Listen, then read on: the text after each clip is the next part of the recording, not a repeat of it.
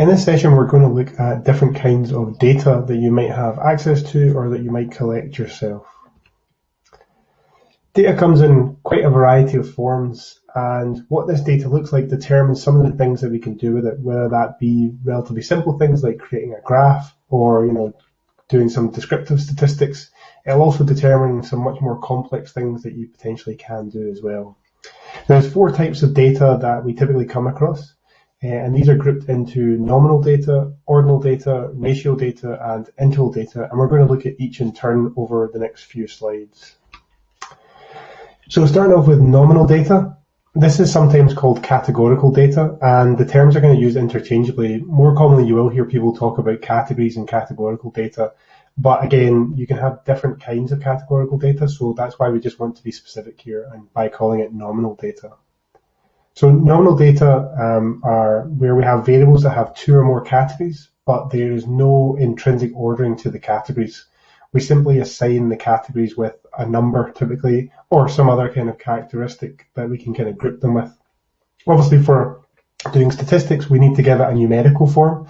So some examples will be in your data set that you'll typically have would be, say, sex, which typically would be male and female. You may have some results that are do not want to disclose or do not identify as binary, so you can have multiple numbers that apply to those. Those numbers themselves don't have any meaning. Giving a number 1 or giving a number 2 doesn't mean anything. For a health board, say in Scotland, we've got 14 health boards, and we could give each of those a number from 1 to 14. Now that number itself doesn't mean anything, it's just a way that allows our software packages to understand that we've got this category, we have this variable that has all these different elements within it, but those numbers themselves don't have meaning to the analysis that we're going to run. The other kind of data that we can have, which is similar to categorical nominal data, is known as ordinal data or ordinal variables.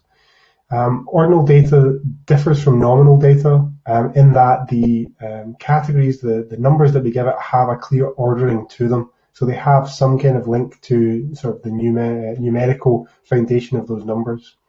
Examples here would be if you were doing a pain scale and you're asking people on a scale of 1 to 10, how would you rate how much pain you're in?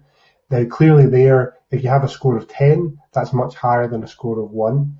In terms of self-rated health, again, we might have a scale here. You can see the example in the picture. We might ask people a range of questions. Your self-rated health ranging is either bad, poor, average, good, or excellent.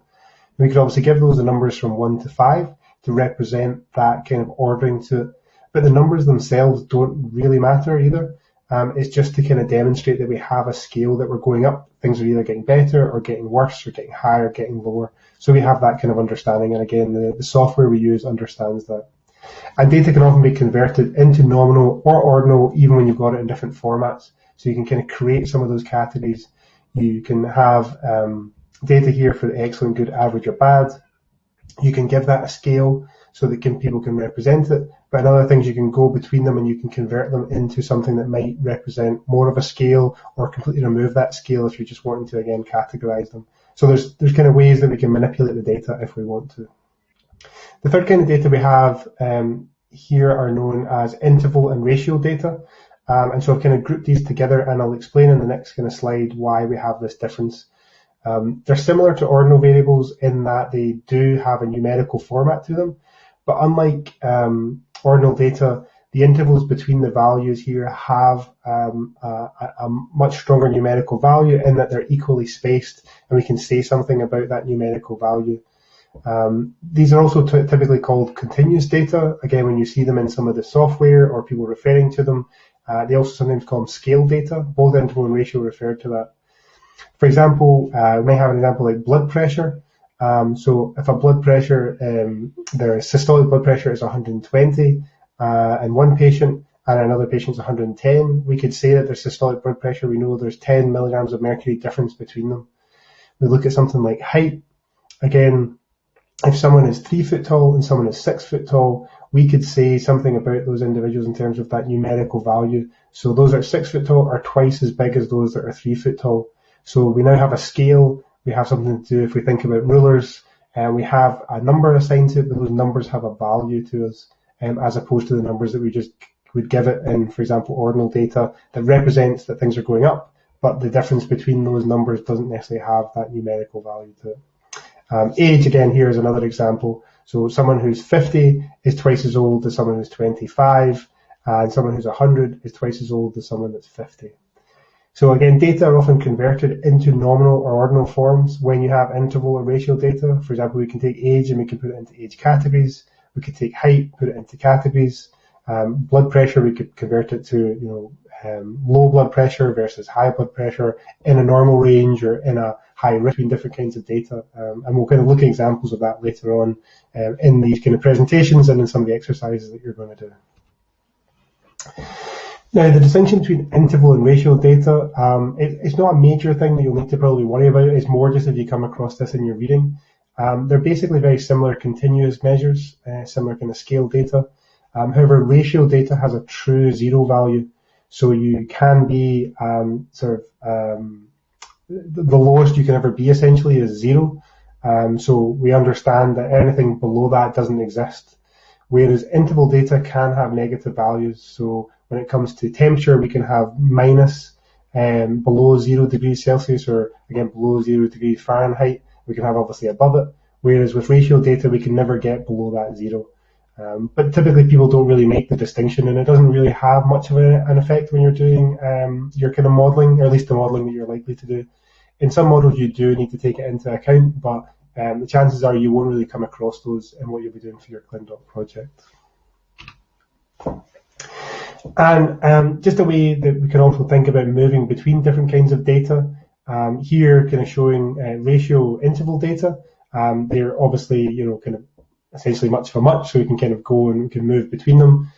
Here is cholesterol levels graphed against age at last birthday. So we can see for each of those age groups, we have a cholesterol value. So here we're kind of, again, showing the data in one kind of format. But we could take that, basically that exact same data, and convert it into ordinal data.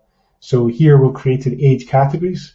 So rather than having the individual ages, here we've got 16 to 24, 25 to 34, etc., etc. And so this is, again, typically something that we might do if we're kind of have big data sets, or if we're particularly interested in groups of people in certain ages, rather than looking at the age itself. So here again, you can see essentially if you flick between the two, you can see the same pattern in your graph. So it kind of goes up and then comes back down again. And we can see that same here in this graph. Again, it's just kind of clustering some of that data together. And it's ordinal data because, again, as we mentioned before, the numbers have a value to them. So as you go up from age group 1 here, 16 to 24, to 25 to 34, to 35 to 44, we're telling the software packages, and we're telling our readers, we're telling ourselves that those people are getting older as we go up those groups. But the number we assign to them kind of doesn't really matter. We could give 16 to 24, we could call that 10, 25 to 34, 11, 35 to 44, 100. It doesn't really matter, but it's just to show that we have a scale that's going up. So statistics can be descriptive. And this is kind of what we're going to start looking at first. We're looking at descriptive data using these different kinds of data types and looking at what we can do to summarize them. But we can also move into show relationships between our data. So a bit like what we showed in those graphs, we've shown age and the relationship with cholesterol. So as people tend to age, their cholesterol goes up, but then we see those values starting to lower. Probably in a sample like this, it's because people are taking medication. We're also losing some people from the sample, so we're kind of having a sort of healthy effect bias as towards the older ages. But that's the kind of relationship that we can see there. We can also reveal differences between groups, so we can compare men and women, for example, or any group that we want to. And then we can also be inferential or statistics. And this is where we try and make inferences from a small sample size and apply that to the much kind of wider world. And that's the material we'll be looking on right at the last kind of few presentations within this session. In terms of descriptive analyses, this is where we can summarize our data in a meaningful way. We can look at categorical events or cases. So we can look at numbers of people who have got disease, or people who have died, or any kind of event that we can think of, any kind of occurrence, we can create data out of that. We might be asking, how many of something has happened. So we're looking at the number of people who have died, or the number of people who have developed a disease, or the number of people who have seen an event. Again, whatever it may be that you're interested in, whatever your data is looking at. We can use ordered categorical data, ordinal data, or we can use continuous data for things like measurements and interval data to, again, give us some kind of idea of what's going on. So we could look at those age categories so we can try and get an idea of how many are in each age group. Or again, we could look at each individual age to sort of see, again, how those kind of patterns look. And we can also create some summary measures, might be something that we're interested in looking at. We might be interested in kind of grouping people together, looking at kind of some kind of more intrinsic patterns within our data. So we've got lots of tools available to us, and just descriptive analyses to tell us what's going on with our data, what looks kind of what we expected, what looks unexpected, and again, how things might change over time. Again, we can do that all with descriptive analyses. And so this is going to be on to the first exercise that I'm going to get you guys to do, is to do some descriptive analysis. So we're going to look at some summary information in our data set. So on this page at the bottom of this video, you'll have a link to try exercise 1. It's built into a quiz in Canvas. You can work through the questions in it, follow the instructions using SPSS, using the data that we've got, and hopefully you're able to come up with the same answers that we have. What I recommend is you note down your answers, you note down in your output files, you'll have all the kind of material that everything you've done in SPSS will be saved in that output file. So I would either save that as an output file, you can do that pretty easily. You can also print it so that it comes out the print version. You can copy and paste things in there as well. But I would just take a note as you go through, no matter what kind of way you're going to work it, just to make sure where you've got the right answer, or maybe where you've got the wrong answer and you're not quite sure why. Or you've got the right answer, but you're not quite sure how you got there and you want to discuss it. And that's what we can look at later on the afternoon of the 22nd, if there's kind of questions related to the exercises specifically, or some of the theoretical material. And then we've obviously got a catch up later on in November that we can also use if people haven't had a chance to work through the exercises on the 22nd of October.